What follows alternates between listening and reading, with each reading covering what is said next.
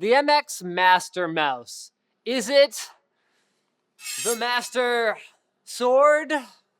Or is it a mouse? It's a mouse.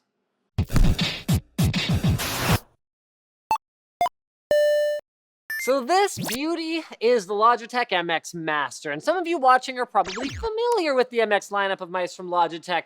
Some would even say that the MX lineup is their sort of, premium executive class. And as someone who bought an MX Duo way back in the day, I can tell you the experience was different from any other mouse product available at the time. That had way better wireless than a lot of stuff that even came after it. So inside the package for this bad boy, you'll find a 4-foot micro USB cable for charging, Logitech's well-known tiny unified receiver dongle that can actually work with up to 6 devices at a time, and the Master itself. The mouse is black and bronze and has an overall matte and rubberized finish. Up top, you'll have the usual left and right buttons. It's good they didn't miss those. A scroll wheel and a mode shift button. On the left side, we find the battery indicator, another scroll wheel, very comfortably positioned, more on that later, back and forward buttons, and this thumb rest right here, which is also a button meant for gestures. On the bottom, you'll find the power slider, a connect button, Logitech's dark field sensor that works even on glass. Wow. And a 1, 2, 3 selector switch. On the front of the mouse, you'll find that power input for the micro USB plug.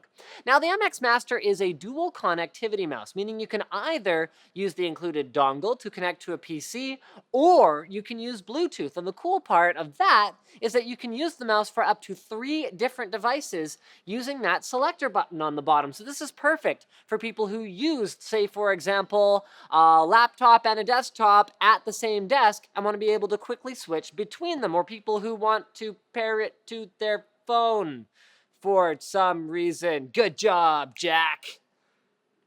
Yeah! Speaking of trying out experimental things, if you've never tested a Logitech mouse with their... Well, you probably can't hear that.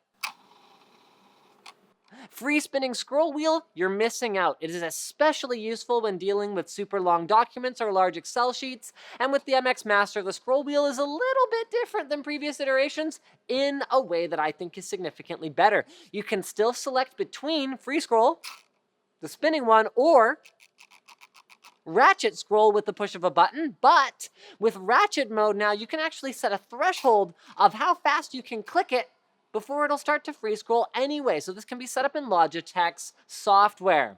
A feature that they brought back from an older iteration is the horizontal scroll wheel. Jack thought he wouldn't need it, but he did. Just when he was home without it, he realized just how useful it was. The same goes for the gesture button. You can program it to do a bunch of different things, but the overall sort of gestures are the same. You hold down the button with your thumb and move the mouse up, down, left, or right. So what's different about the MX Master compared to a lot of Logitech's products recently that are focused on gaming? Well, it's an office productivity workhorse, and the first one they've released in quite some time. I mean, gamers aren't going to accept wireless, but folks who are just, working on Excel sheets, well, there's no reason that they need that one, fraction of a millisecond of extra. It's no big deal. So more important features are things like not having to deal with cords, having a nice aesthetically pleasing workspace, and practical stuff like the fact that the battery is rated for 40 days of use in between charges, and it charges pretty quickly. I mean, with all of that said about it not being a gaming mouse, that didn't stop Jack from playing a little CSGO with it. The MX Master weighs in at roughly 145 grams. Some might find that a bit heavy for gaming. I personally do, as a Corsair M45 user, but Jack's personal mouse at home weighs 143 grams anyway, so he found the weight very familiar.